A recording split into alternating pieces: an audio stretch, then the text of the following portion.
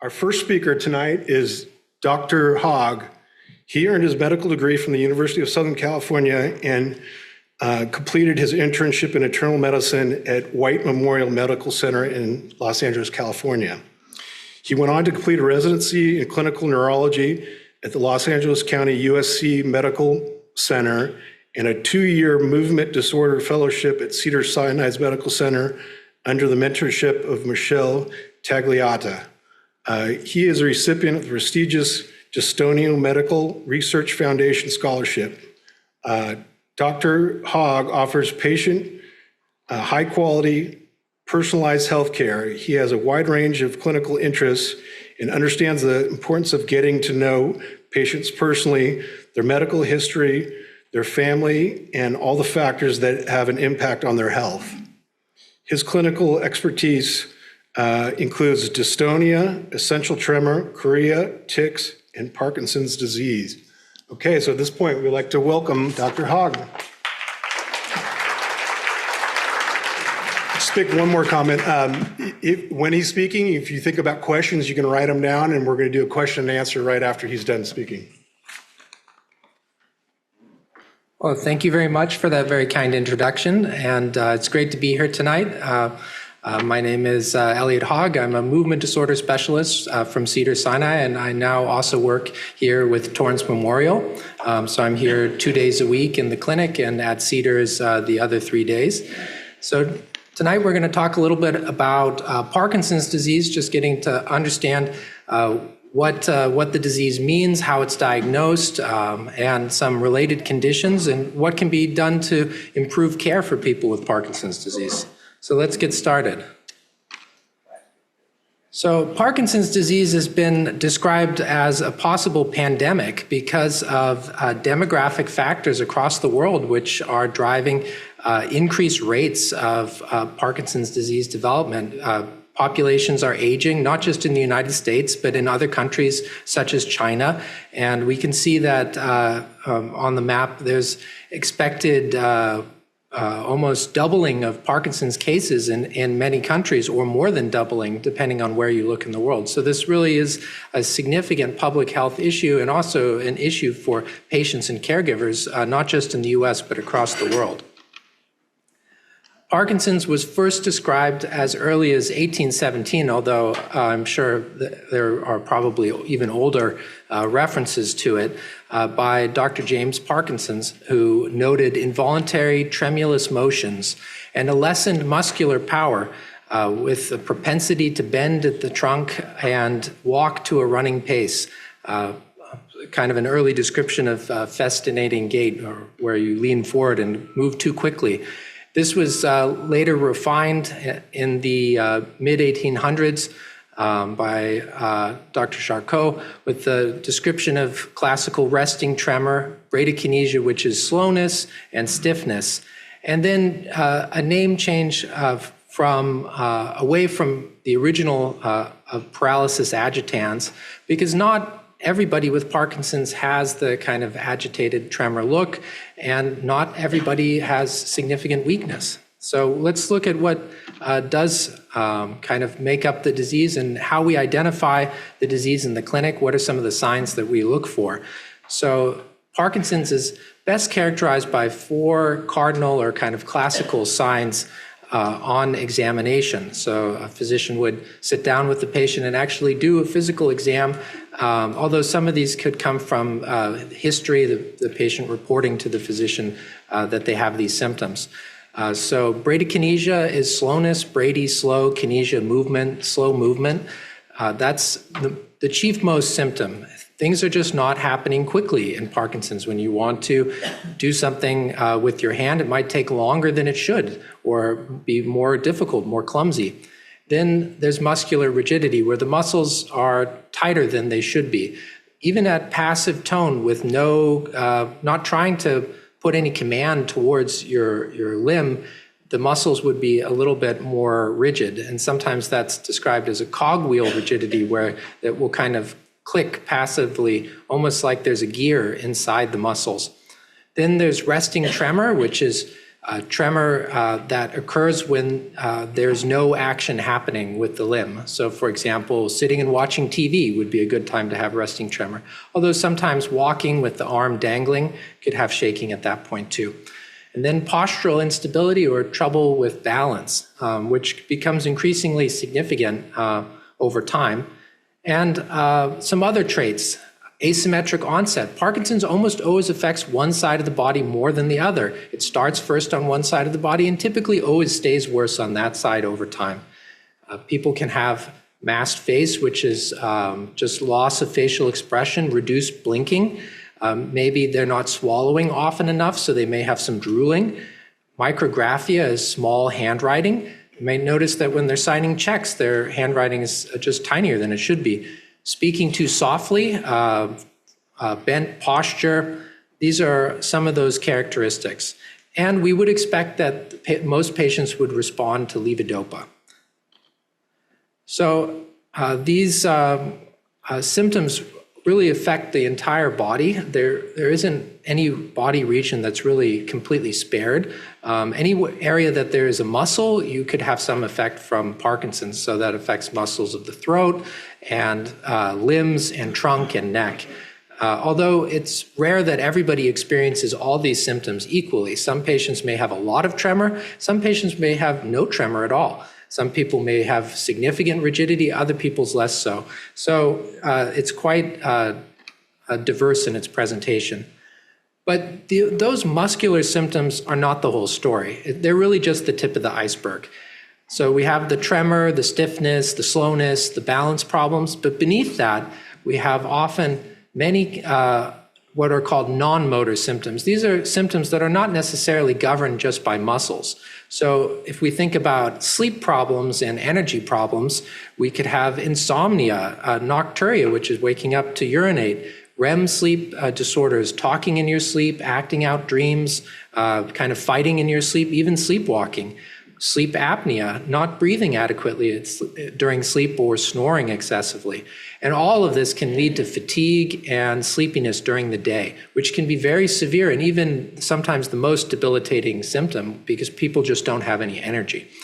Additionally, they can have mood or cognitive problems, anxiety, depression, memory issues, even hallucinations are often satellite symptoms of Parkinson's and not always addressed well by the medications.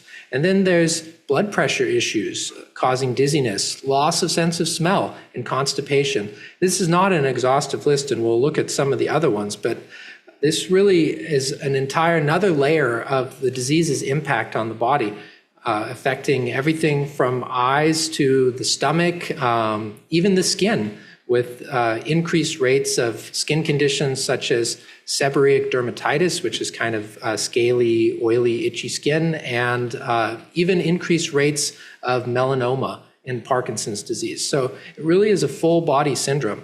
And we have our doctors here trying to diagnose the Parkinson's complex, but often patients are seen by individual physicians who maybe don't put the entire picture together all at once. So you may go see a GI specialist because you're having constipation, and then you see an orthopedic specialist because you're having shoulder pain. And it takes somebody to finally step back and say, wait, we understand what's happening here. This is a process that's evolving across the entire body. So it's important to put all these things together. So those non-motor symptoms actually turn out to be really important because over time, they account for a lot of the disability in Parkinson's disease with cognitive decline and issues like depression and other things causing a lot of the later stage problems. And again, these symptoms don't always respond to our classic medications like levodopa, making them an additional challenge for treatment. Not every person with Parkinson's is the same, as we've mentioned. There are kind of four main groups if you want to kind of put everything into neat boxes. I don't think that most patients in clinic would fall perfectly into any of these categories, but in general, patients who have tremor tend to see a little bit of slower progression. And in terms of the tremor, response to levodopa does not necessarily mean that the patient will have a better or worse long-term course. If we look at cluster 4 there, those patients may not respond very well to levodopa, but have a relatively slow progression. And options like surgery could still be very effective for controlling the tremor. In general, though, responding well to the medication is a good sign, and also having fewer of those associated satellite symptoms or less severe satellite symptoms would be generally a good sign. But not every person fits neatly into these boxes, and there are probably many more exceptions than there are people who really would kind of match this little schematic there. And then there are many mimicking conditions. The diagnosis of Parkinson's disease is quite challenging. Some studies have found up to 30% of people going into clinical trials may be actually misdiagnosed. They have a different condition. So what else is out there that could mimic Parkinson's disease? Probably the most obvious would be essential tremor. Essential tremor is more common than Parkinson's. Maybe 10 million Americans have it. It causes shaking of both hands, often shaking of the head, sometimes of the voice as well, and does not necessarily have the stiffness and the slowness that Parkinson's has. It may be responsive to alcohol, but not always. May have a strong family history, but not always. So that is an important rule-out condition. And we'll talk about some ways that we can identify who has essential tremor and who has Parkinson's. Then there's what's called secondary Parkinson's. So this is not Parkinson's that developed on its own, but maybe was caused by something. For example, somebody who had a stroke that hit the area of the brain that has those dopamine-producing cells, and that's kind of a motor control center for the brain. Call that the basal ganglia. So if you've had a stroke there, you could get a secondary Parkinson's, meaning Parkinson's due to a stroke. Some drugs, even street drugs, can actually cause people to look like Parkinson's, and some medications, especially psychiatric medications such as antipsychotics, medications like Haldol, Risperdal in the past, can make people look somewhat artificially like they have Parkinson's. That's another form of secondary Parkinson's. Then serious infections of the brain tumors, heavy metal poisonings, different things like that. So those are all things that we consider. And then finally, under the umbrella of Parkinsonism, which just is conditions that look like Parkinson's disease, we also have what are called atypical Parkinsonism. And atypicals mean that it's just not typical. And the best way to identify typical or not typical is levodopa response. Does the classical medication work or does it not work? But there are other things that further indicate that somebody might have an atypical. Earlier severe gait or urinary problems. Maybe they could have normal pressure hydrocephalus, which is too much water in the brain. Maybe they have eye movement abnormalities. They can't look up and down. They could have progressive supranuclear palsy. Or they could have severe autonomic problems, blood pressure fluctuations, fainting, urinary incontinence, things like that could suggest a multiple system atrophy or MSA.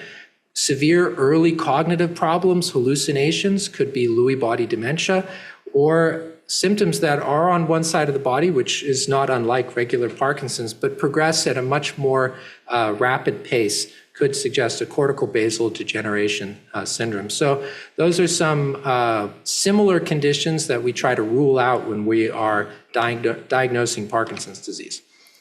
We don't have to do this all on clinical judgment. We do now have two FDA-approved tests for Parkinson's disease. The first is the DAT scan. So this is an ioflupane scan, which is just kind of a funny word to say, ioflupane. But it's a nuclear medicine test where you're given an infusion of this slightly radioactive dye, which then binds to the basal ganglia in the brain. And if those cells are all intact, if the cells are there and there's no problem with them, then they should take up this dye and they should glow. But let's say the cells have degenerated due to Parkinson's. The cells have died off. They're not there anymore.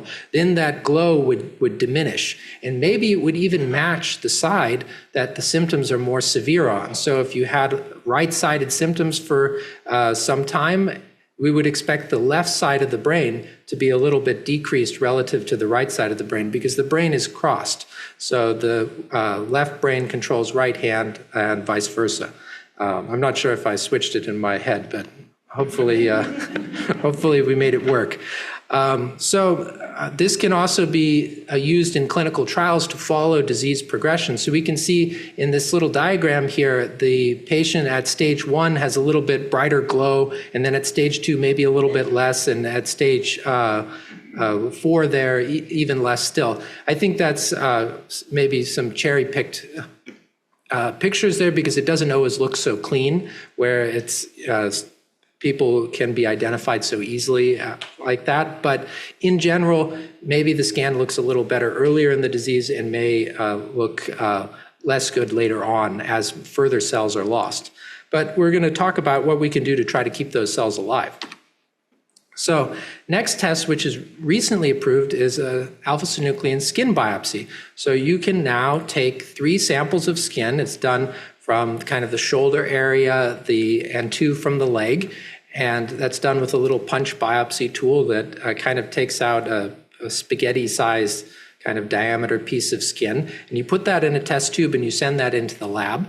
And the lab will cut that up and look at it under a microscope and stain it for phosphorylated alpha-synuclein, which is an indication of Parkinson's disease. And just like we said that Parkinson's is a full body disease, you can diagnose this from your ankle, essentially. So in this little example we have at the top there, the neck area was normal, the thigh was normal, but the ankle area was abnormal. So that one site being abnormal is diagnostic for Parkinson's. In fact, interestingly, having all the sites be positive or very positive doesn't necessarily mean it's more likely to be Parkinson's. It could even suggest an alternate diagnosis, such as multiple system atrophy, for example. So a new and evolving diagnostic tool, and we've only just started using it in the hospital, and we're expanding it to more patients. But it's great to have because people who have iodine allergies or severe shellfish allergies can't get a DAT scan. So it's nice to be able to have another test. And sometimes the DAT scan comes back on the fence where it says it's slightly diminished, but the radiologist isn't sure if it's really abnormal or not. It's kind of questionable. And this can act as a tiebreaker. So I think it's going to be a test that we use more in the future. So we'll talk a little bit about what causes Parkinson's disease, although the short answer is we don't know. Nobody knows what causes Parkinson's disease. There's lots of theories, but none of them have ever been proven, and none of those theories have yet to result in a cure for Parkinson's disease, possibly because we don't really understand how we get to Parkinson's. We know it evolves over a long time, and we know it evolves a lot earlier than we think it does. So patients will come in with, say, resting tremor of their hands. Maybe they've had it for a year and they come and see their doctor, but the actual disease might have started 10 or 20 years before when they started having sense of smell problems, or they started acting out their dreams at night, or they started having intermittent constipation. So we're often very late to the party. But some of those possible factors could be genetic things, certain genetic mutations. I'll show you a list of many of the genetic mutations that have been identified. We recently were part of a worldwide effort to see what are all the genetic mutations that can cause Parkinson's disease and how they differ country to country. And found out that somewhere between 10 and 15% of patients may have a root genetic cause for their Parkinson's, but that still leaves maybe 85 to 90% who do not have a known genetic cause. How did they get it? It could be exposures. Maybe they're being exposed to pesticides. Maybe it's metals. We certainly know age is a factor. Men are more likely than women to get Parkinson's disease. But cigarette smokers are possibly less likely to get Parkinson's disease. So there's all these random, interesting things that are hard to differentiate because not everybody was out on a farm exposed to pesticides. And very few people, relatively speaking, worked as a welder and were exposed to lots of heavy metals. And yet people still get Parkinson's disease. So these are just risk factors. They're not to say that everybody has a known cause. Most Parkinson's is what we would term idiopathic, meaning we don't know how it came about. It just occurred. So this is just a list of some of the identified genes, and they keep adding to this list. So this is a little bit older slide now, but there's probably 3 times as long now. And our recent study, the ROPAD consortium, has hopefully added to this further. So In the brain, Parkinson's has kind of characteristic calling cards that we've come to identify. And this is not really useful for living patients because for some reason they don't want to have us take out little pieces of their brain and look at it under a microscope. So this is not always necessarily very clinically useful, but it is helpful for research. So we see in the brainstem that there is loss of this pigmented material, this kind of dark material. It starts disappearing. It fades a little bit. That's the substantia nigra. So that dark material gets a little bit less dark, corresponding to loss of neurons in the area. And inside cells, these aggregates of protein or kind of balls of protein start forming, and those are Lewy bodies. So Parkinson's is characterized by Lewy bodies, as is Lewy body dementia, which causes some confusion. But those aggregates of protein are basically clumps of alpha-synuclein, which is the protein in Parkinson's that tends to build up, that all joins together until it actually will push other cellular components out of the way and makes these large masses of it, and probably is not very helpful for the cell to do its normal work. But the question is not even clear if that is definitely the cause of the disease or it is a downstream effect, such as a tornado coming through and knocking down the house and then leaving boards all over the ground. And then the city would come and pack up all the boards into piles. Is that just seeing the piles of boards that are left after the tornado, or is the boards themselves the problem here? So even that is not totally known. So looking at some of our medications, levodopa, carbidopa is our mainstay medication. It generally has the best effect in terms of its clinical power. It's a very strong drug. It has a good side effect profile for most patients, and it's inexpensive. So other drugs may beat it on one of those three categories, but so far nothing has really beaten levodopa on all three in terms of effect, cost, and side effects. Dopamine agonists are things that look like dopamine to the brain but are not. Things like pramipexole, ropinirole, Nupro patch, for example. MeOB inhibitors are ways to prevent breakdown of natural dopamine, and they thought possibly to have some type of protective benefit, although that's not completely proven. And then COMT inhibitors are another way to stop the breakdown. So they act as bodyguards for levodopa to keep it around in the body so it works stronger. So we've had drugs approved throughout the last century and now several drugs in this century. So levodopa first approved in 1975, amantadine a little earlier, 1973. And even in the 1800s, they had some medications called anticholinergics, which we still use on occasion for Parkinson's. But unfortunately, our current crop of medications is not sufficient for Parkinson's disease. We know that even if the patient does exactly what the doctor says, they take their levodopa 3 times a day, they keep on schedule, unfortunately, the disease will still progress because levodopa and these other medications do not cure the disease or significantly halt its progression. So we need new drugs, we need new medications. But the only way to do that is to do clinical trials. It doesn't necessarily mean you individually have to do a clinical trial, but somebody does. Otherwise, we won't ever get any new medications. So the advantages of clinical research is you get early access. You might get a medication that won't be on the market for 5 years, maybe 7 years or longer. You get to be involved with new ideas. It's stimulating. You're helping science. You're moving it forward. And there's the possibility of finding medications that are actually disease modifying, meaning that they can change the course of the disease. That hasn't been achieved yet, but it may be done soon. But there's a cost to doing research. Your time and effort, that's a cost. Although the research itself is generally free to participate in, you still have to drive there and it takes a long time sometimes. You could get placebo in a study, meaning that you could get essentially a sugar pill rather than the real medication. And sometimes there are unknown risks because this is research and studying things that have not necessarily been fully explored. So there could be unknown side effects, for example.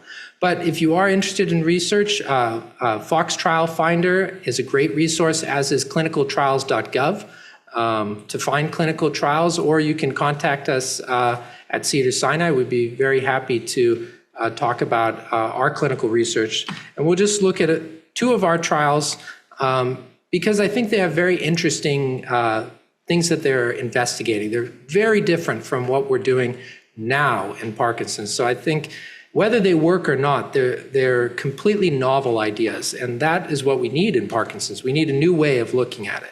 So somebody had the idea that maybe Parkinson's is an inflammatory condition, but it doesn't seem like an inflammatory condition. People don't typically show up with rashes all over their bodies or the kind of classic joint aches or things of arthritis.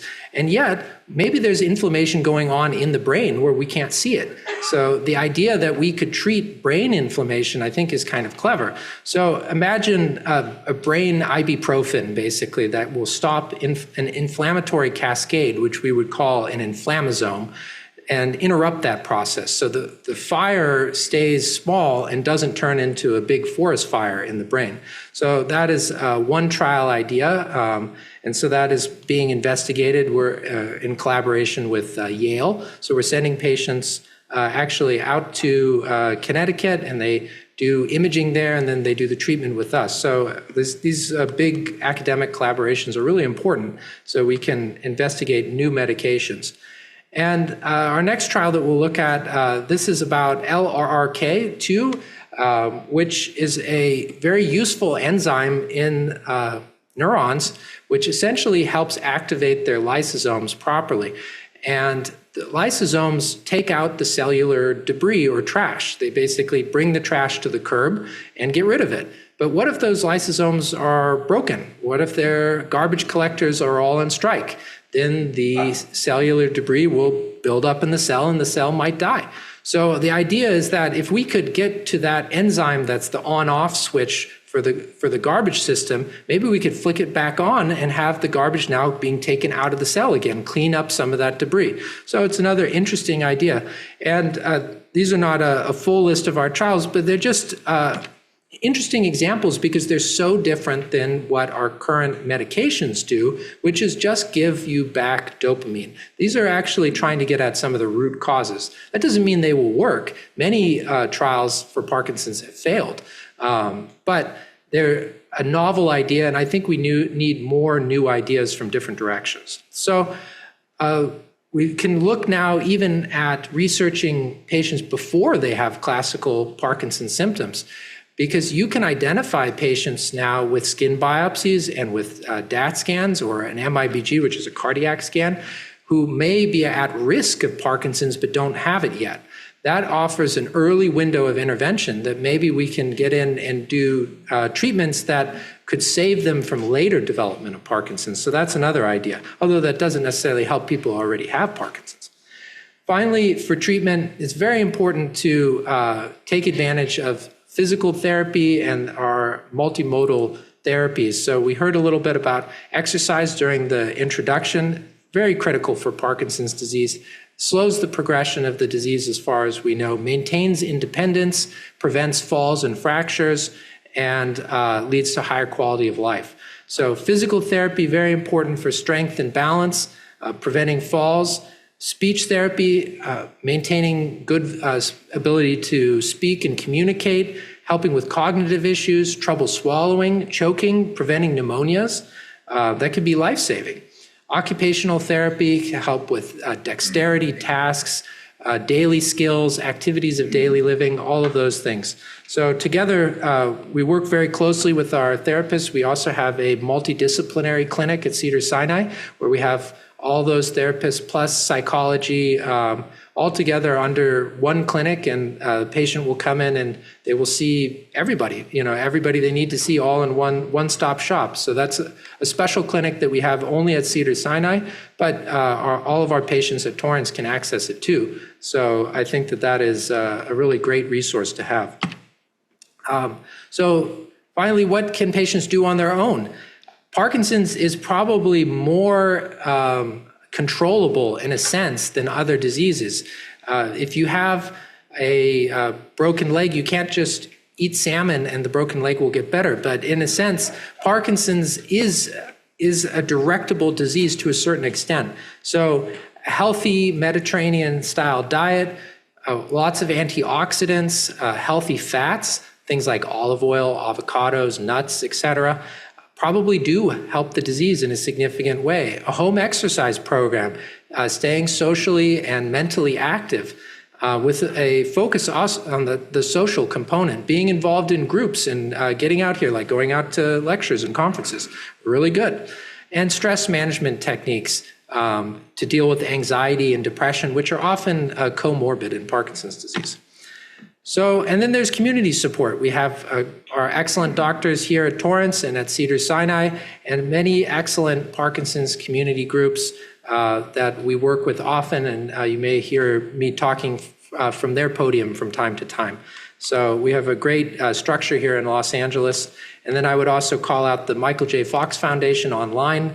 It's a really great resource for educating yourself and also finding clinical trials. So check that out if you have time. So in conclusion, Parkinson's is a multifaceted disorder with both motor and non-motor symptoms. PD care benefits from a comprehensive and integrative approach to management. We have a multidisciplinary clinic at Cedars-Sinai that anybody with Parkinson's is welcome to attend if they don't mind spending a little bit of extra time that day in the clinic, because it is a bit of a long visit. And then combining medical treatments, lifestyle interventions, and therapies can result in the highest quality of life.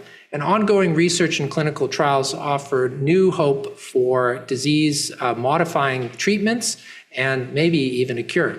So happy to take any questions, and thank you for having me.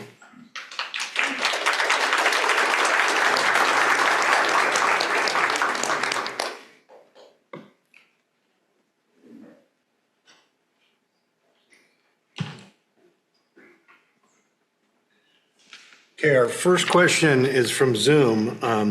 Are the diagnostic tests covered by Medicare?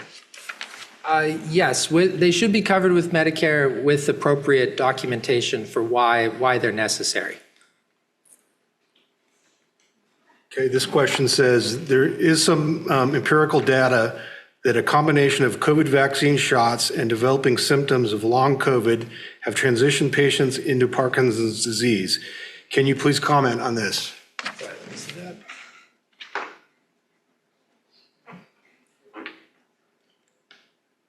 I don't think that there is much direct evidence that COVID or COVID vaccines have anything to do with the onset of Parkinson's disease, but I would say that it's very common that significant stressors in people's lives are associated with the development of Parkinson's disease, not necessarily because they directly caused it, but more that maybe they revealed what was already under the surface.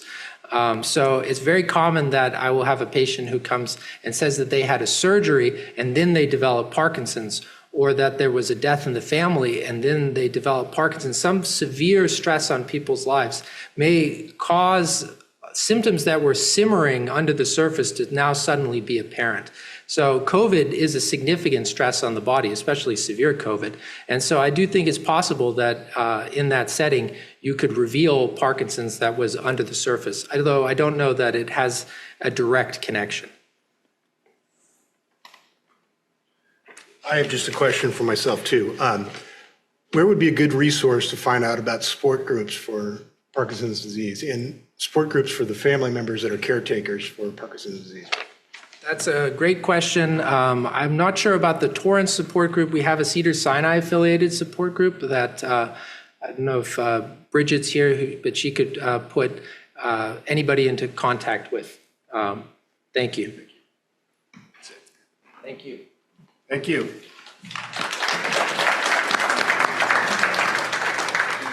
Okay, our next speaker is Dr. Iboli. She's assistant professor of neurosurgery at Cedars-Sinai Medical Center. She's affiliated with Torrance Memorial Medical Center. She received her medical degree from the University of Buenos Aires, has been in practice for more than 20 years. She specializes in brain and spinal tumors, cerebrovascular, I screwed that up, neurosurgery, and interventional neuroradiology. Okay. Thank you all for being here. Just bear with me because my voice is not perfect, but I'm going to try. So essentially what we're going to talk about today is the surgical options for Parkinson's disease. So essentially we work in conjunction with the neurologist, and the reason why we do that, it's because they are the ones that see the patients, they are the ones that evaluate the patient, and they actually treat the patients, and they identify those patients that they feel are a good candidate for them to have surgery. So essentially, we cannot work on our own. It's not like the patients show up to our clinic like some other diseases, like for example, a brain tumor, and then we said like, oh yes, you need surgery and we'll do this or that. So for Parkinson's or for movement disorders in general, it's a very specific situation where the movement disorder neurologist is the one that refers the patients to us. Even if they come to me first, I will refer them back to movement disorders. And the reason why we do that, it's because we need to make sure that they try first that it's the appropriate diagnosis. That's extremely important, and it's very specific. And as Dr. Hogg explained, it's not easy to diagnose this disease. So we are not the ones diagnosing the disease itself. So that's why we are not usually the first person that you will see. And the other reason is because they need to be treated first, and then they need to fail the treatment, and they need to be deemed good surgical candidates. So not everybody with a movement disorder is going to end up having a procedure, but it's a good option when the medication fails and when they're a good candidate. So today, our presentation is going to be mostly for me to show you a little bit of how it looks, the surgical intervention, how it looks in the OR, and for you guys to have a little bit of an idea. So we're going to focus on two main procedures that we do, and these procedures are called focused ultrasound, and the other one is deep brain stimulation. So I'm going to talk a little bit more about them during my presentation, but the main difference between the two of them is like focused ultrasound, which is this one, it's mainly a procedure. By procedure, I mean there's no surgery, there's no cut in there. It's just a patient that goes to the MRI machine, and we put some waves into the head that creates a lesion.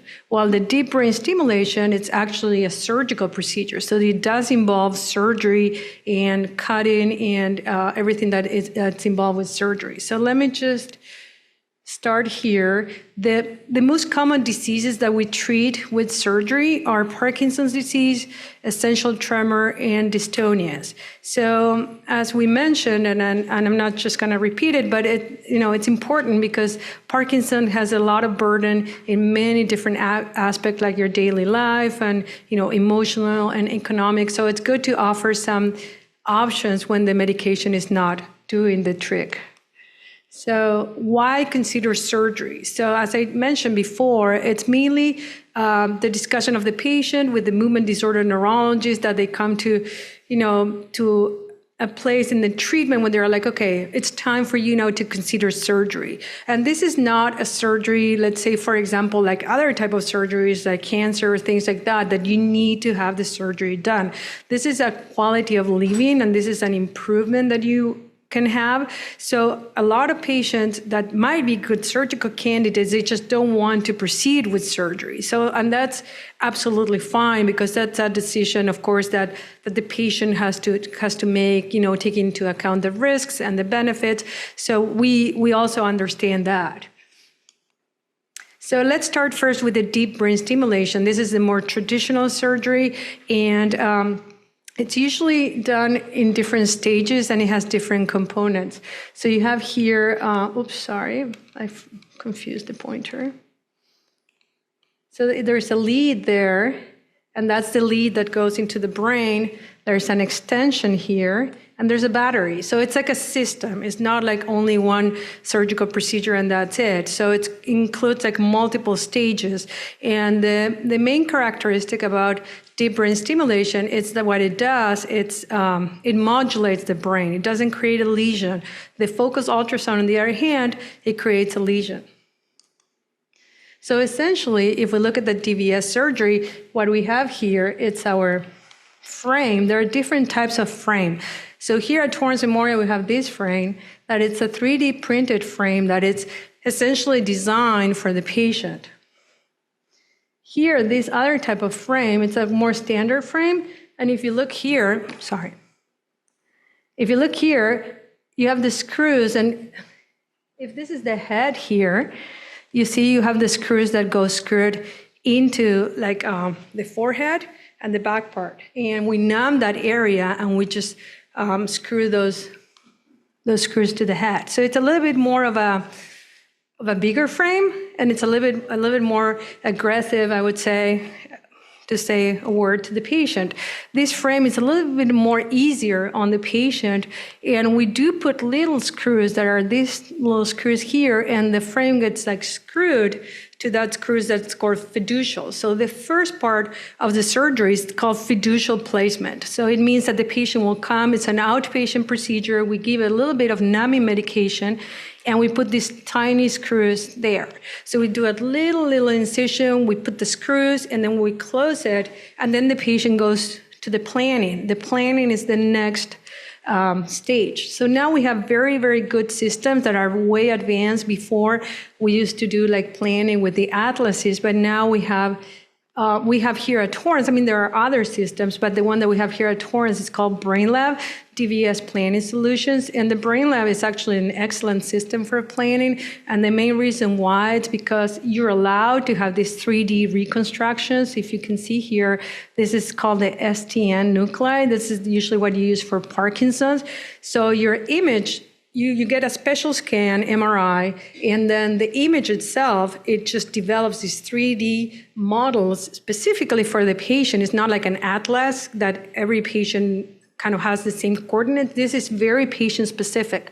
So then you can spin your image and then turn it around and make sure that your lead, it's in the right spot. And then also you can put the different leads. These are all virtual. So these are all virtual representations of the brain.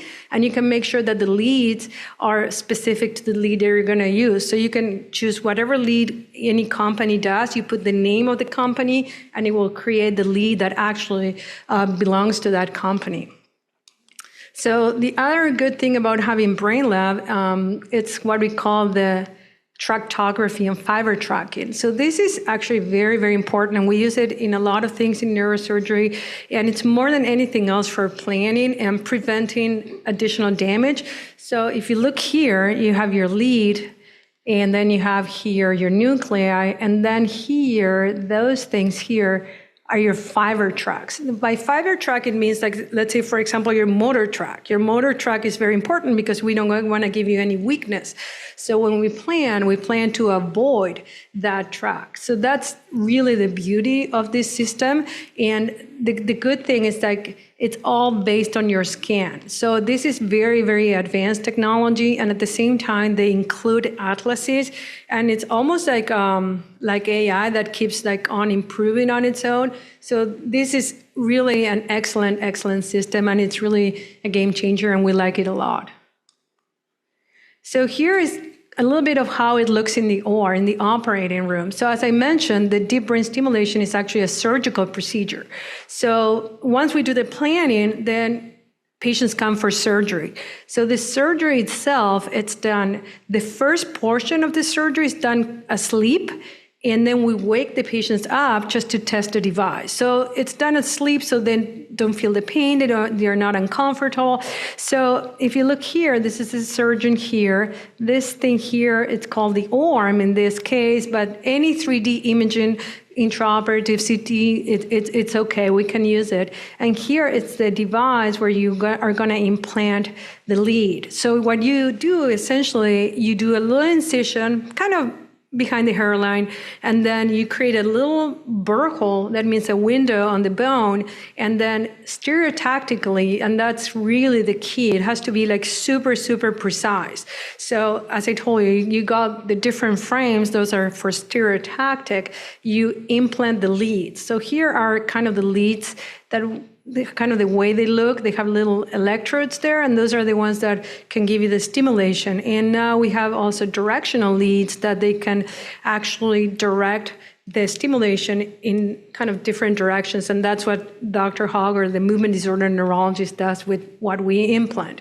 So the other really key thing, and it's also very, very important, and as you can see, like the technology really is leading us to have all these virtual reconstructions. So it's very actually very nice. So once we implant the lead, then this machine here, which you saw in the other picture, is called the ORM. This is an intraoperative CT. So we spin the patient, and then we get this type of image here. This is a CT scan. And then this is our plan. So this plan is what we planned before that I showed you with the brain lab. So this is a virtual plan, and this is the real trajectory. So then you superimpose them, the system does that too, so you know that you actually got really good lead placement. So that's very good. And in some places, they don't even wake up the patients. They just do this, and they just are sure that the leads are exactly in the right spot where you want them to be. So then on a different day, usually the patients come, they get the procedure done. Procedure can take around 2 to 3 hours. Then they spend the night in the hospital, usually in the intensive care unit. And then the next day we can send them home. And then we bring them back, usually within a week or so, and we put the IPG. This is the pulse generator or the battery. So the battery usually gets placed here, infraclavicular, and you have all sort of batteries and shapes and sizes. There's a lot of batteries there. But essentially, the main, I would say, difference is the ones that are rechargeable versus non-rechargeable. So the rechargeable is like the phone. You can recharge your battery. They last a little longer than the non-rechargeable. But the non-rechargeable, on the other hand, they don't have to be charged. And you would think, oh, okay, it's like the phone, I can charge it. But also, for some patients, just being with the charger for an hour or 2 hours, it's a little bit cumbersome. So it depends on the patient. We're happy to do either. Many times it's a little easier for them to do the ones that don't need to be recharged. And then usually batteries, the lifespan, it varies a little bit between one, whether it's rechargeable or not, but the main thing that affects the battery life, it's how much stimulation you need. Of course, if you need more stimulation, you use more battery, it just lasts less. And if you need less stimulation, the battery lasts longer. So you can expect anywhere from 2 to 5 years. And then the rechargeable ones, they last a little longer, maybe a maximum of 9 years. That would be too much, but maybe you can expect 5, 6 years. And then after the battery it's done, then you need to rechange it. So every 2, 3, 4 years, if you have deep brain stimulation, you can expect to have a small surgery for battery replacement. This surgery is an outpatient surgery. We bring the patient, we open the pocket, we put a new battery, and then we send the patient back home. So then once we finish with that, then you go to the office, and then the programming starts. So the programming is something that Dr. Hogg or any movement disorder neurologist do. We don't do it. So it's like an iPad, and then these are your leads, and they know exactly, the location, and they just start playing in a sense with electrical stimulation just to find the best setting for the patients. And this might take some time. This is not something that it's just done like super fast and it works. You need to find what's the appropriate setting for each and every single patient. So it's very, very patient specific. So then if we look at the advantages and disadvantages of deep brain stimulation, the advantages is like it's very effective. It's been tested for many, many years. It's reversible. If you have some side effects or something, you can turn it off. So that's a good thing. And then it has very unique capabilities for stimulation. And the disadvantages are that, we can call it disadvantages, or maybe we can call it risks. So there's risk because it's a surgical procedure. In any surgical procedure, there are risks. So there's risk of infection, risk of the lead misplacement, or also breakage of the lead, and then you have to replace it, or also battery replacement. So essentially, it's an invasive procedure, but it's a very good and very safe procedure. So I would say any sort of these risks here, maybe around 3%, 4%, 95+% of the times the patients do very well and there are no complications. But as with any surgery, we cannot promise like 100% successful. So then if we look at the focused ultrasound, this is the other procedure. So the deep brain stimulation, as I mentioned, it's a surgery. The focused ultrasound, it's a procedure. So there's no cutting involved, and it's done on the MRI scanner. So essentially, if you look here, it's like the ultrasound machine kind of collimates all the beams to a very, very specific target, and then they create a lesion. Like the deep brain stimulation modulates with electricity, this one creates a lesion, and then that's how it works. So essentially, if you look here, it's MRI guided, and then it needs to have some water in between to cool it down because the ultrasound really creates a lot of heat. That's how it creates the lesion. And also because, the ultrasounds, every time you get an ultrasound, you need some gel because otherwise the air doesn't conduct. So it's important to have water, which is done through a membrane that I'm going to show you very soon, just only to cool the head and also to get the beams to go through because the ultrasound doesn't go well through air. So one really important thing about focus ultrasound, it's right now approved for tremors. So it's either for patients with essential tremor or Parkinson predominant, tremor predominant patients. So if you have Parkinson and your main only symptom is tremors, then you can do the focus ultrasound. If you have all the other symptoms that Dr. Hogg mentioned from Parkinson's, then you might be a better candidate for DVS. And the main reason why is because the focus ultrasound is not going to address any of the other symptoms of Parkinson. It's only going to address the tremor component. For essential tremors, since that's pretty much the only symptom, this is a really, really good treatment. But not every patient is eligible to do the focus ultrasound. So before, let's say you come to the clinic and you're like, oh, I'm interested in this procedure, that's great. And then we just need to do this thing that it's a skull density ratio. So it's called SDR. So you get a special CAT scan and you can get it here at Torrance Memorial. The company analyzes and then they give us this SDR ratio. So it usually ranges from 0 to 1. So you have to be more than 0.4 to be a candidate for focus ultrasound. And the main reason it's called density because the bone here, you can see this bone, for example, here is more dense. Here it has more air. So as I mentioned before, the ultrasound doesn't go well through air. And so it has to be like more either fluid or something. So essentially, if you have too much air on the bone, then you're not a really good candidate. And the main reason why is because you really need to reach a certain degree of temperature to create the lesions. So if the beams doesn't have a good media to go through and they bounce, then they don't create that lesion that's the goal of the focus ultrasound. So this is very important and the patients need to know this because then they are like, oh, okay, I thought I could get it, but then, some patients cannot. And so far we're just going like strictly by the ratio. Maybe in the future, the ratio might change a little bit, but for now, that's what we're doing.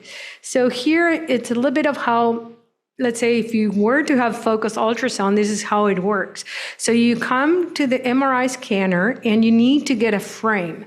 And also, very important, you need to get complete head shave. So that's important because some, females or even males, they don't want to have the head completely shaved, but you do need that. And the reason why we need to do that, it's because same thing, the hair kind of has like pockets of air, and then the beams are not predictable. So this is all based on predictability, and we need to make sure the beams are going straight to the brain. So that's why full head shave before we do anything.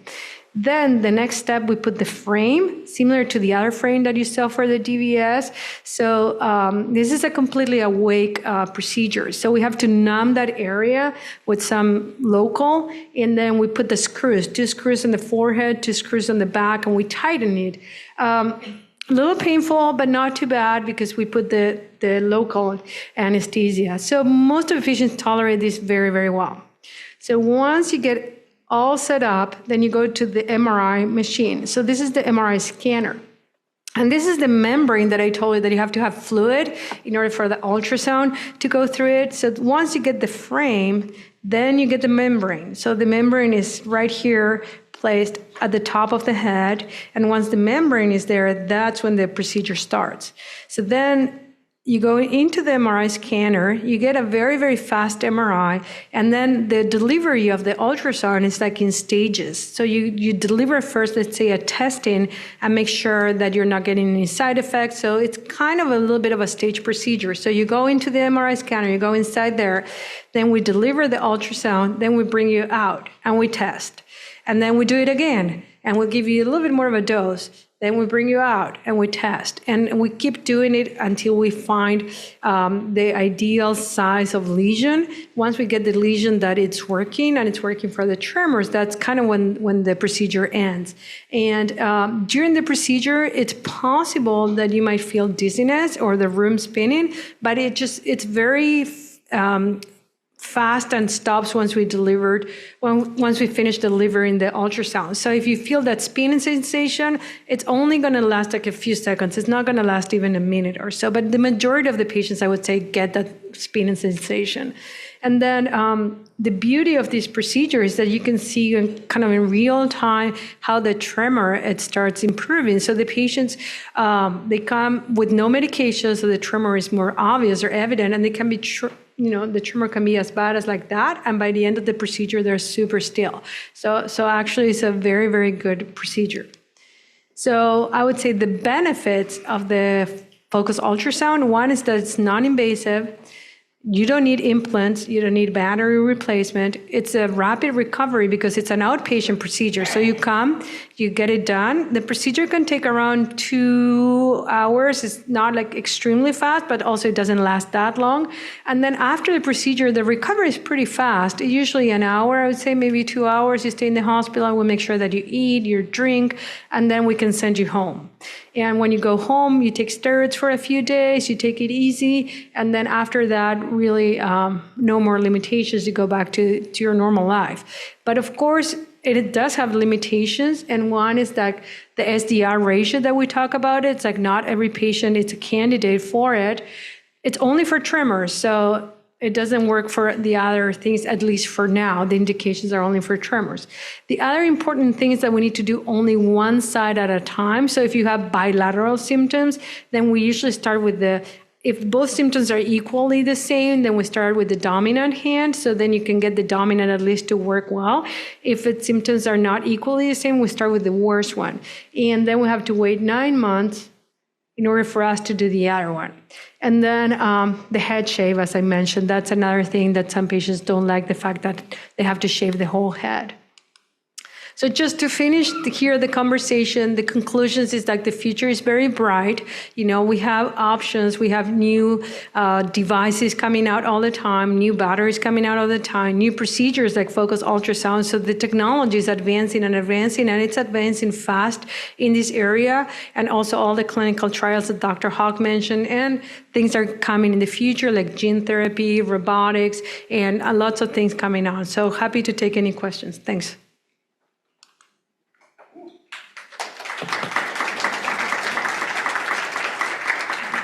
Yes.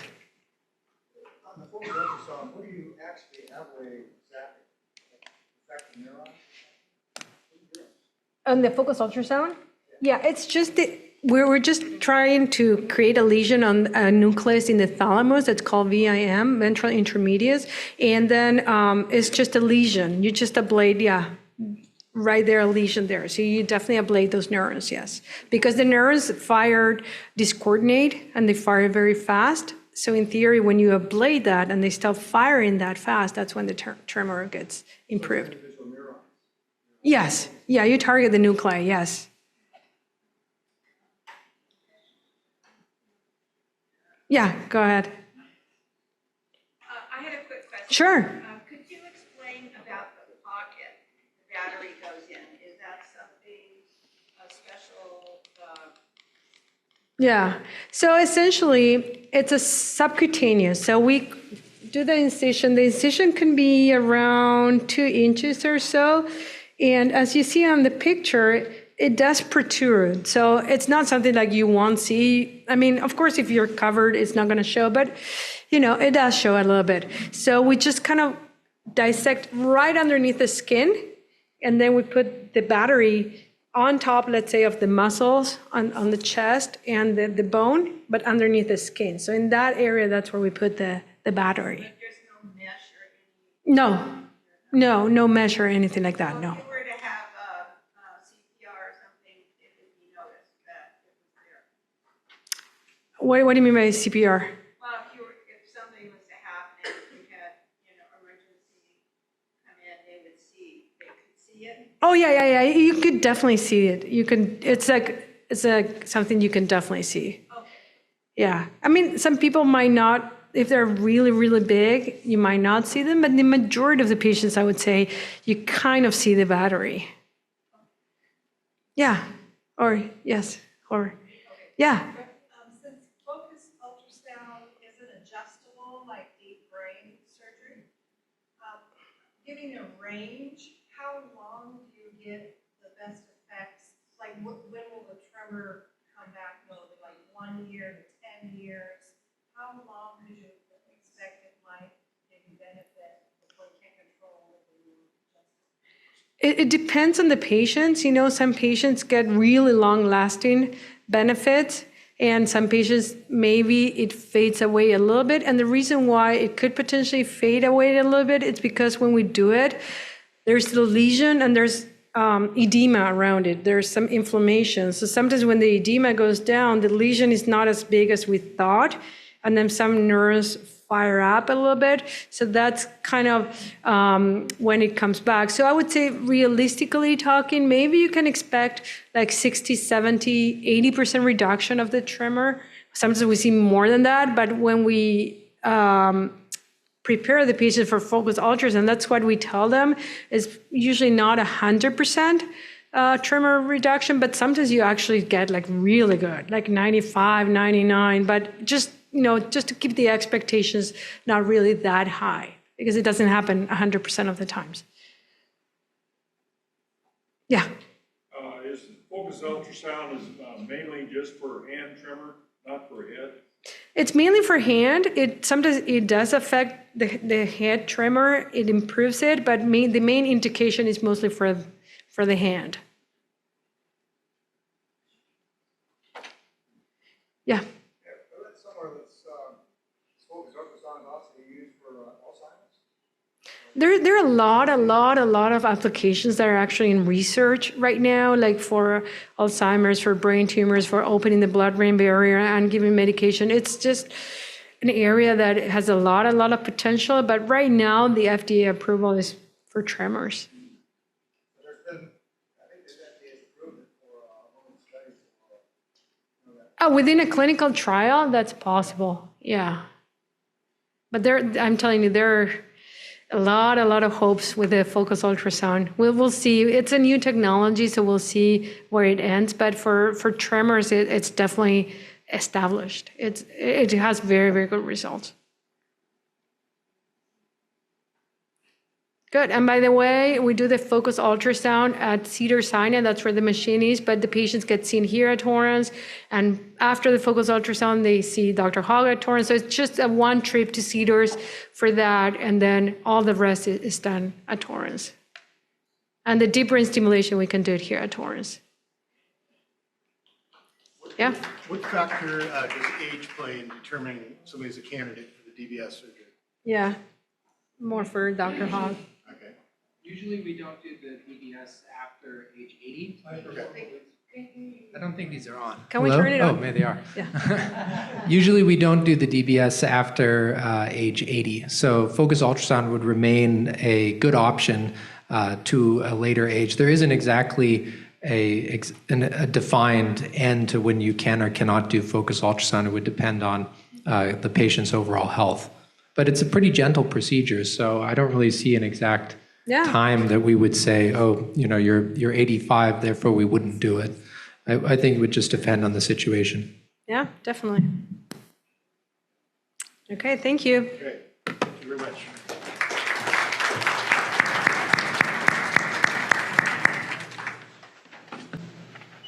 Okay, our last speaker, Joy Ambrose. Joy has been a licensed physical therapist for over 40 years, and her specialty was working with young adults with traumatic brain injuries and stroke patients. Joy completed the 4-year training to become a Guild-certified Feldenkrais practitioner 30 years ago. She has a 26-year history of teaching Feldenkrais exercise classes for her private practice, for Torrance Memorial, and for Beach Cities Health District. Her private practice opened in 2001 and is the only physical therapy practice in the South Bay that is focused on the use of the Feldenkrais method of movement education. Dr. Moise Feldenkrais created this method that reawakens your brain through gentle movement to reclaim pain-free fluid movement. Your brain had the master plan to get you up out of your crib and taught you to walk. It refines the master plan to keep you moving. The brain can reorganize itself when challenged. It continues to hold the master plan for life. In addition to decreasing or slowing pain and stiffness, you will have improved posture, balance, bone density, and activity endeavors. Joy has clients have come to her class or seen her privately for years due to improved quality of life that her class has provided. Joy.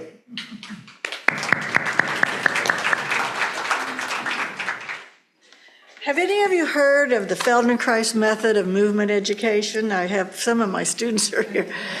Well, here's something I really want to share with you about this. This was created by a man named Moshe Feldenkrais that lived from 1904 to 1984. And he was a man who discovered for the first time, or perhaps there were other people at his lifetime, who realized that the primary location of where all movement starts is in your brain. We live in a culture that has asked us to focus our attention so much on muscle strength and the mobility of the muscles, and I don't have any agreement with any of that, but that's just part of the story.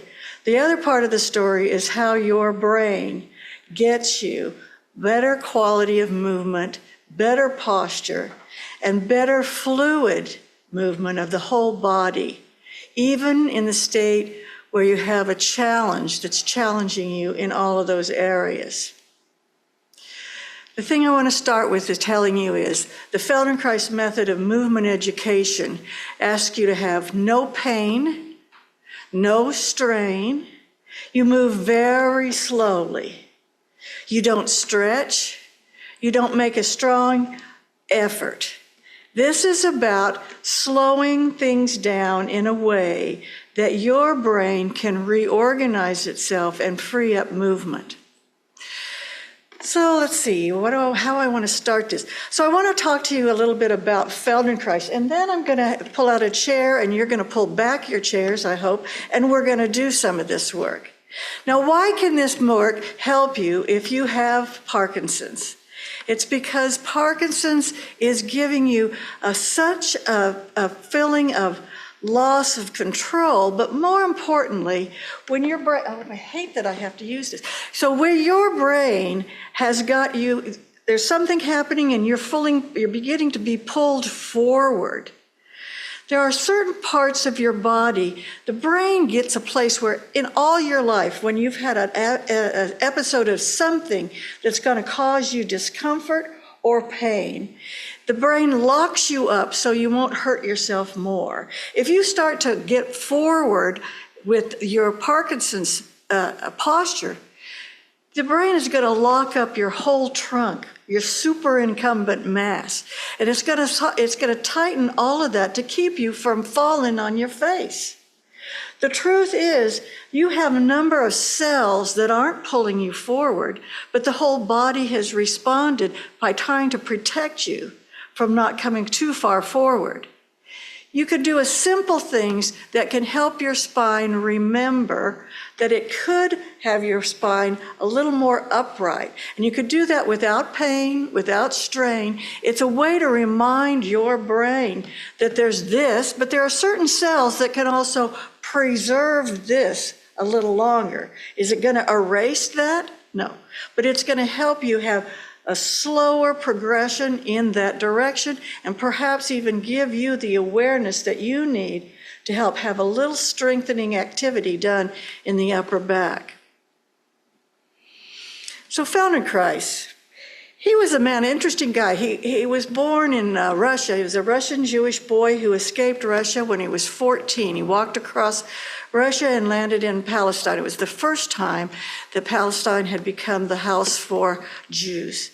So he stayed there. He worked his way through high school there by tutoring other students. He got accepted to study for his doctorate of physics with the Curies in Paris, France, the Curies who were working on the atomic energy, the atomic bomb, and he was one of the primary people that designed sonar during the Second World War. Feldenkrais also, when he was in Paris, he became a black belt, the first Caucasian black belt in judo. So he had an active movement of his body and awareness of that. However, he had an injury in his right knee that was, by the time he's in his early 30s, it's so bad that it's swelling, it's painful. He has such pain that he can't walk on it, he has to stay in bed. And what medicine offered at that time was very little. The only surgery that could have happened would have lowered his pain in that knee, but the knee would have been stiff for the rest of his life.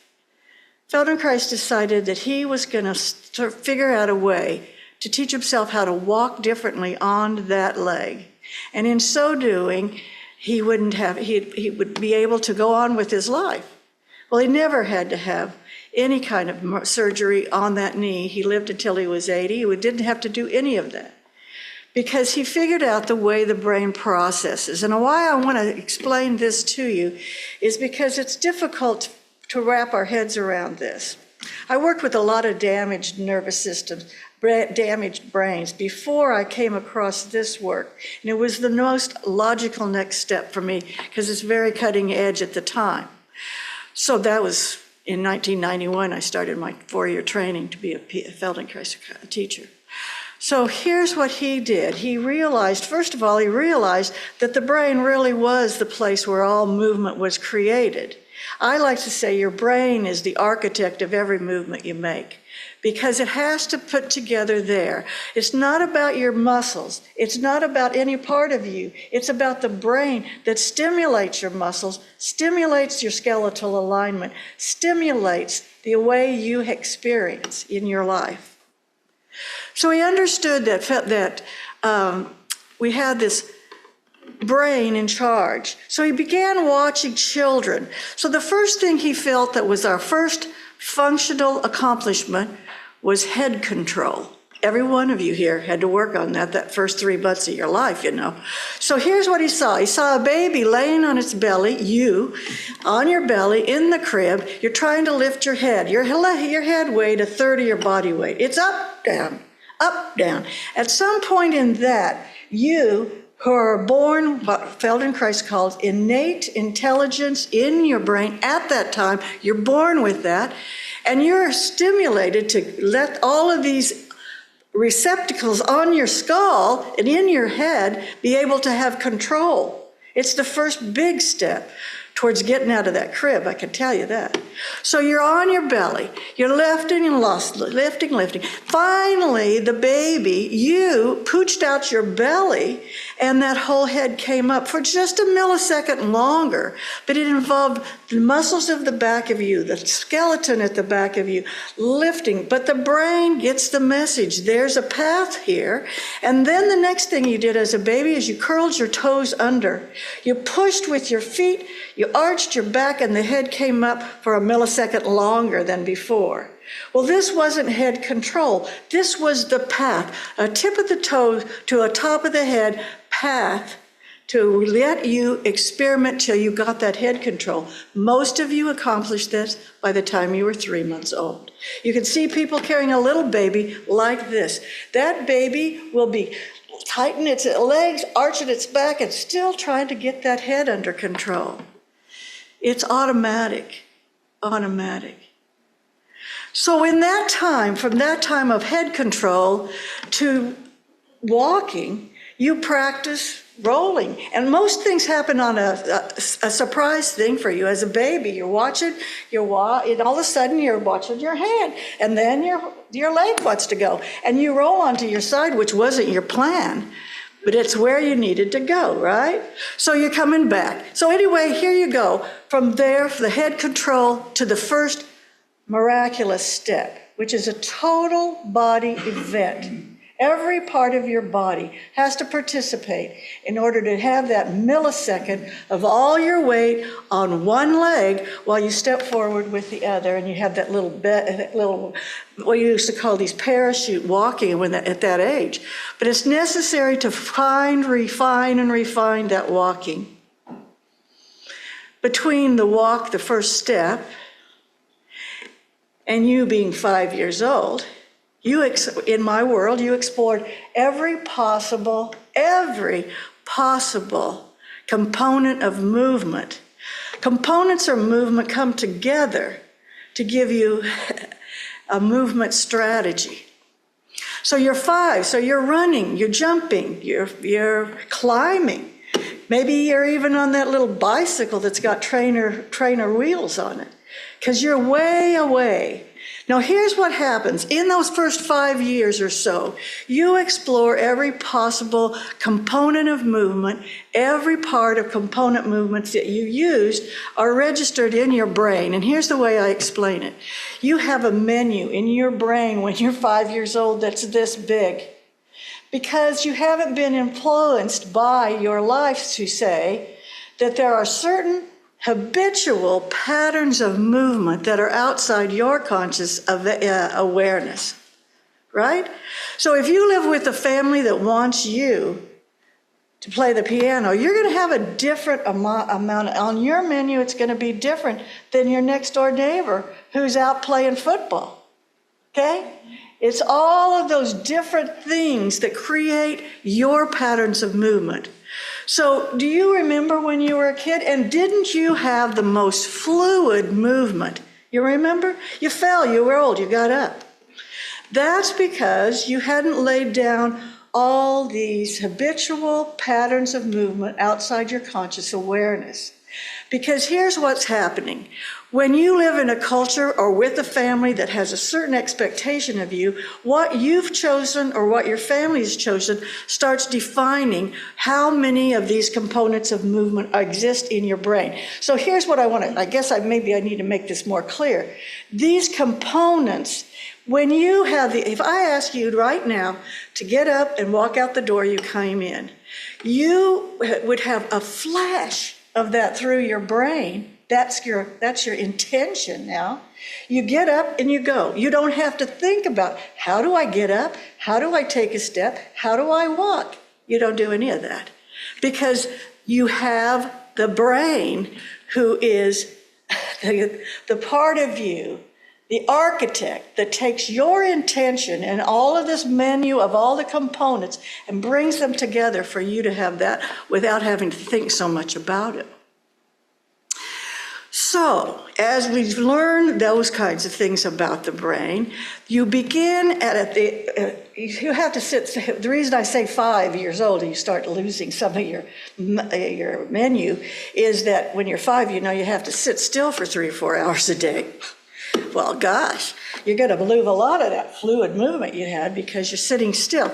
So you as a child, you're learning things. You're learning what athletic thing you want to do or not. Your family is in the state of movement or they're not. You may actually fall and break your leg when you're a kid. And in the 1950s, we all carried around a plaster cast when we broke our leg. So the weight of that plaster cast is going to affect the whole way you roll over that foot. That plaster cast gives you a brand new bone. But in carrying that plaster cast, your brain has formed a way of rolling over that foot differently, not using the muscles at the back of you to swing that leg forward when you take a step forward. It's a habitual pattern outside your conscious awareness. I can tell you in my life, I've seen people who tell me about something they did when they were 8 years old, and that was like, let's say they broke their leg when they were 8. But what else has happened? Well, I had a problem with my right shoulder. Well, I sprained my right ankle. I have back pain. It's always more on the right. Because the whole right side of your body has changed what it does ever so slightly. in a way that's just ever so slightly and yet ever so important. So also, the other thing that gives you a limiting force to this menu of classes is the thing about when you have pain. Your brain, here's the thing, your brain's two most important thing is to keep you alive, and to keep you alive is to keep you on your feet. So if you have pain, like you have a backache, if you've had this happen where you're fine and then all of a sudden you have pain, you know right away you're walking stiffer than you did before you got that pain. You get used to that walking stiffer pretty quick, but you get stiffer when you have that pain. When you have a car wreck, when you sit in a desk for decades, there's a lot of things that you don't use and your body has become tighter. The brain has given you the type of a posture and everything that's going to keep you from hurting yourself more. Now this is all in your mind, but not in your awareness. So why do I bring that up is because you're in a situation now where you have habits already that may be contributing to some of what you're losing. But you're going to move in directions where you're going to need to have a little bit more reality about how you can do something. So I want to talk to you, I want to show you a way you can determine here's the thing, if you do something to break these habits of movement that are habitual patterns. Here's a big habitual pattern. Slowly, sitting where you are, turn your head slowly from side to side. Very slow. It's got to be slow. If you go slow, it's going to be bumpy for some of you. If you go slow, it's also, you're not as stretching, you're not doing a range of motion. You're staying in your comfort zone. So I want you to slowly turn. And then come back to me, look at me again, eyes forward. So we're going to come back to this and we're going to slowly roll the head to the right as we roll our eyeballs to the left. You could have a sense of humor about this, okay? So you're rolling the head slowly to the right, the eyeballs are left, you're coming back through the middle, everything's in the middle, and then you're going to the head is left and the eyeballs are right. Slowly, we're going to do 3 more of these. To the right with the eyes left. If you can't do that eyes opposite, pick a spot in front of you, focus on that. So the head goes left, eyes right. 2 more times, slowly. Jaws open, you're breathing, you're very softly moving side to side. Then you're going to stop. Come back to the middle. Take a deep breath. Brain needs time to try to figure out what you just did, because that is a habitual pattern that you started in the crib. So now you're going to move your head and your eyes to the right and to the left, and I want you to just notice if that is smoother, if it's easier, if there's anything about that that's changed. Subtle things, but important things. Okay, so I want you to scoot yourselves back away from the table. And if you're in the back row, you don't have a table in front of you. I mean, you all don't have to do this, but I really would love it if you do. So I want you to be back further away from the table because we're going to move your whole body on this chair. So the first thing I'm going to ask you to do is have your feet flat on the floor. Boy, those lights are in my way. And you're going to scoot yourself out to the front of the chair so that your back is not pushing on the chair. You're going to be out in the front. I don't know what to do with this. No, that's good.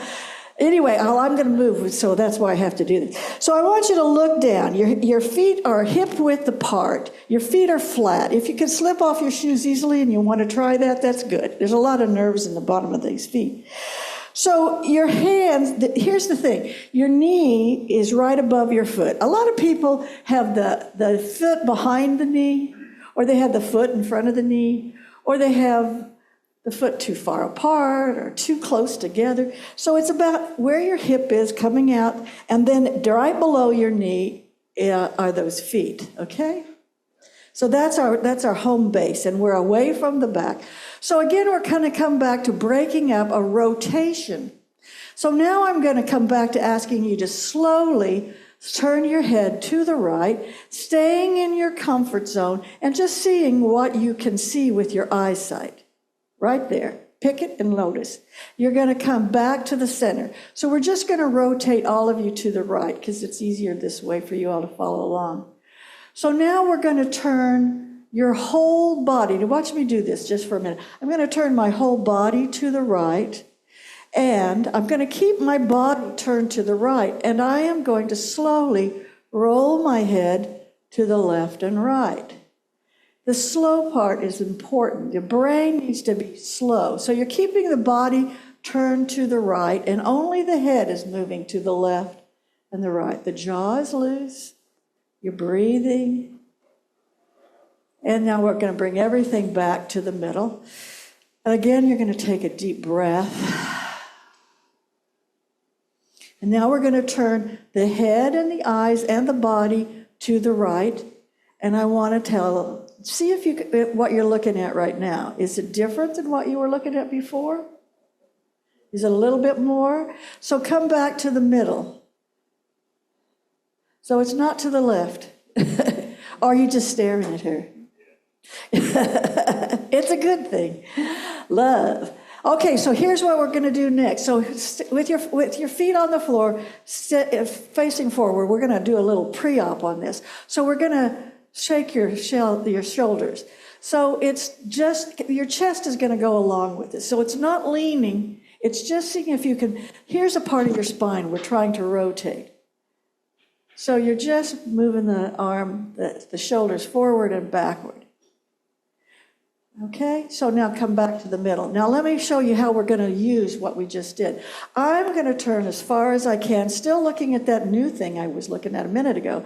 Everything, my head, my eyes, everything is staying to the right, and I'm going to let my shoulders just not go up and down, but forward and backward. So you're rotating that part of the spine between your shoulder blades, which is the most rigid part of the spine. And then you're going to come back to the field forward. And again, you're going to take a deep breath and let your brain have a little shot on this. And now we're going to turn everything again to the right. The eyes, the head, the shoulders, and we're going to see what we're looking at in the room now. The head is to the right. Are you seeing more of the room over there now? How many of you are getting more of the room? This is breaking a habit that's just ingrained. We didn't have to do a lot of repetitions. We didn't have to do weights. There's nothing wrong with exercising the muscles. I'm not here to diss any of that. I'm wanting you to understand that your brain can be encouraged to give you more by doing less. Here's the last thing we're going to do on this, and then we're going to move on to another idea I have. So your hands are on your knees. So you have the left hand on the left knee, so you could actually push that left knee forward, and you could actually pull that right knee back. Can you do that? So now we're going to turn everything to the right and hold it there, and we're going to turn the knees right and left. So it's the pelvis that's rotating at the bottom of the spine. And then you're coming back to the front. And then once again, you take a deep breath and then you look to the right to see what you're looking at now. You're turning all the way to the right and just seeing what you can see now. So why is that important that we know how to break these habits? Here's the thing. Your brain, on the menu that you have now, your brain always gives you the best it has for whatever you're asking it to do for movement. It gives you the best. And if you do something like this and you have more rotation of the spine, your brain is going to realize, here's the most brilliant thing about Moshe Feldenkrais. Your brain is going to recognize this is more effective. This makes it easier for you to turn and look over your shoulder, change lanes, back up your car. This is something that when your brain has an experience of it, it's looking for the path for this back to you. And it's not going to happen by doing 55 repetitions at such and such a thing. It's about giving your brain the option of having an experience. So probably the rotation of your spine right now is better than it's been in a long time, and it's probably one of the things that was on your menu years ago but got lost in the shuffle. So here's the thing.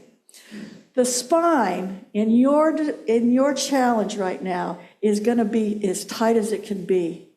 Think about the vertebrae in your spine, those bones all the way from the bottom of the neck down to your tailbone. They are like they should be when you turn or when you reach or when you do whatever you're doing. Always involves the spine, but the vertebrae in the spine are supposed to move like dominoes falling. But what they're doing right now is they're kind of moving in clumps of things, right? I'm with you in age, so we know what's happening. So if you have something that compromises your mobility to begin with, there's simple things you can do to help the brain reclaim it. So the brain has reclaimed some movement in those vertebrae in the last few minutes, you see? So if you have, I'm getting given the sign that I'm done, but I want to come back to this just for a moment. If you have that forward posture, you can do something as simple as lying on your back, on your bed or on the floor if you can get up. You're going to take a towel roll, you're going to roll it tight, you're going to put it behind the back of your head, and you're going to lay down with it all along your spine, coming out from between your legs. You're laying on your back, on the towel roll, on the spine, your knees are bent. You're going to do nothing but let gravity push down on the whole front side of your body, and that towel roll is going to push that spine slightly forward. It's going to let the shoulder blades fall back because there's space back there for them. You're not going to punch them back. You're just going to relax because it's very comforting. But you're going to let the shoulder blades fall back. The front of the chest is going to be much more wide open, and that's where your power comes from. And then your rib cage is also going to be falling back. And what you're doing is you're not only the ribs, these ribs that attach here are attached to your vertebrae and back. The vertebrae are going to slightly get moved by the surrender of the front of your chest. Those ribs are going to lose that forward tightness that they've got. So I need to figure out how I want to end this for you all, to say to you that I've worked with a lot of people who have Parkinson's, and there's a way to reclaim some things that are beginning to disappear for you. And if we can get the brain to have an option of giving you a better choice than the way your body reacts as a whole, you can become more and more aware of how your body is. And it's a soft and easy thing to do, and it begins to just slow those problems, maybe even eliminate them. Everything has to be done slow, without pain, without strain. Your posture will improve. Your stability on your feet will be better. So I'm going to ask if some of you, I want to have you try to stand up. I'm going to describe it, and if it feels like too dangerous for you, I get it. But this time I'm asking you to still be out on the front of the chair. You're going to, since you're away from the table, this will be good. So instead of having the feet right under your knees, I'm asking you to bring your feet kind of behind your knees, because I'm going to ask you to slide your hands down the front of your legs. Watch me do this first. You're going to slide here, and your butt is going to start to come off of the chair. And instead of standing up, you're going to change your mind, because you are going to push down into the earth. And standing should be easier for you. Let's look at that and see if we can get that to happen. Again, sliding slowly. And when you're ready, you're going to lift your butt and push down with your feet instead of up. So how many of you had an easier stand? You feel like it's a little easier. You just are changing your mind. You're just changing your mind. It's the way to let your brain. The brain is always going to try to give you what you want it to. And so if you just change what you want, you may change a functional ability to do it. There's flyers for me.